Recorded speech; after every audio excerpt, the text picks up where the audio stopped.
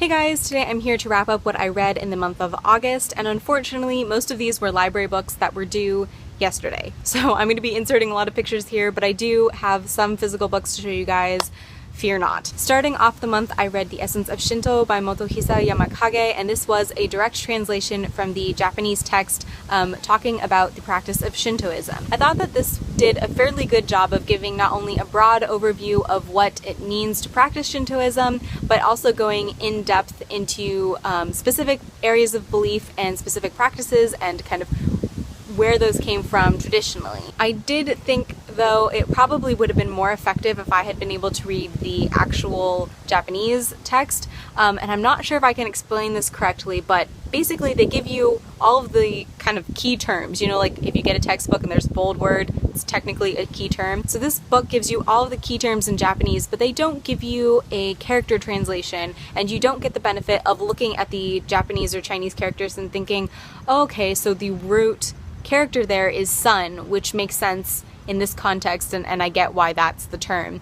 You don't get the benefit of that in the romanized pronunciation of Japanese words, so I thought that would have been interesting to read in the actual Japanese text, but I'm not quite there yet, so for now this one was successful enough. Next, I read the graphic novel Shortcomings by Adrian Tomine, which I actually did a full video review on, so you can find the link to that in the description. But this is a graphic novel centering around the idea of what it means to be multicultural in American society, focusing on the character Ben Tanaka, who is of Japanese American descent. I had a very strong reaction to this graphic novel because it talks about a lot of themes that I think about quite a bit, actually, and if you watch my review, I flail around and I get very excited, but I think it was absolutely fantastic and I gave this one 4 stars. Next, I read Fudoki by Keith Johnson, which is the story of an aging imperial princess in medieval Japan as she writes a tale of a young cat warrior woman. I thought this was a fantastic novel. I give it 4 out of 5 stars. Definitely one of my favorite reads of the entire year. I think the writing is spectacular. I think the 2 different plot lines that are going on are spectacular, and I was really impressed that Keith Johnson managed to so accurately capture kind of the feel of Japanese literature.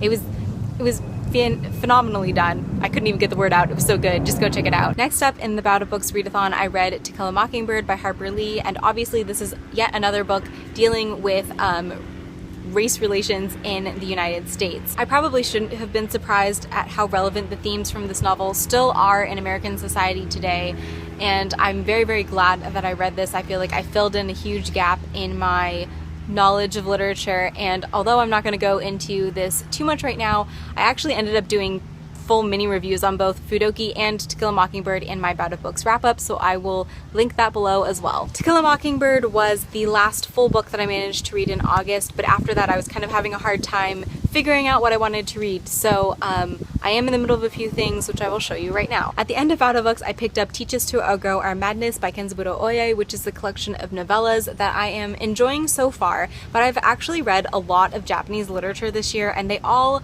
tend to be slower paced or kind of melancholic and very contemplative, and I was just kind of feeling the need for a change and for something a little bit more fast-paced and action-packed. So just last night, actually, I picked up The Girl Who Kicked the Hornet's Nest by Stieg Larsson. I was reading this in 2014, and I actually got about 3/4 of the way through when, for whatever reason, I had to put it down and then didn't end up coming back to it. So last night when I picked it up, I flipped to where I had my bookmark and realized that I actually couldn't remember pretty much anything about the plot, which is bad because this is a very complicated novel. So I actually went back and I reread the last chapter of The Girl Who Played with Fire, and now I'm finally getting into this one again. I absolutely love this series. It's fantastic, it's gripping, and hopefully I should fly through this one now that I actually have time to read for pleasure. Of course, I am still reading The Two Towers by Tolkien, but as I mentioned, I was wanting something a little bit more fast-paced, and for those of you who have never actually read a Tolkien novel before and have just seen the films,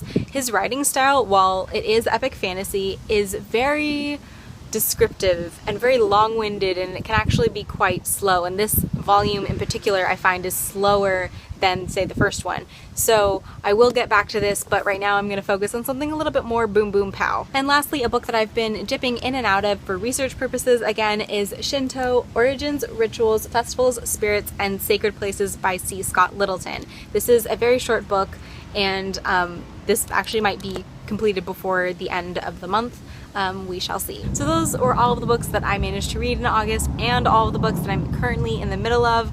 I realize that this is a lot, but I've kind of been in a weird mood lately. I want to read, and I actually read quite a bit for me in August. I read quite a bit, but I'm kind of in the mood that I want to just read all the books at the same time, which is not physically possible. Thank you guys so much for watching. I hope you guys enjoyed this video, and I hope that you had an equally good reading month in August yourselves, and I will see you next time. Bye!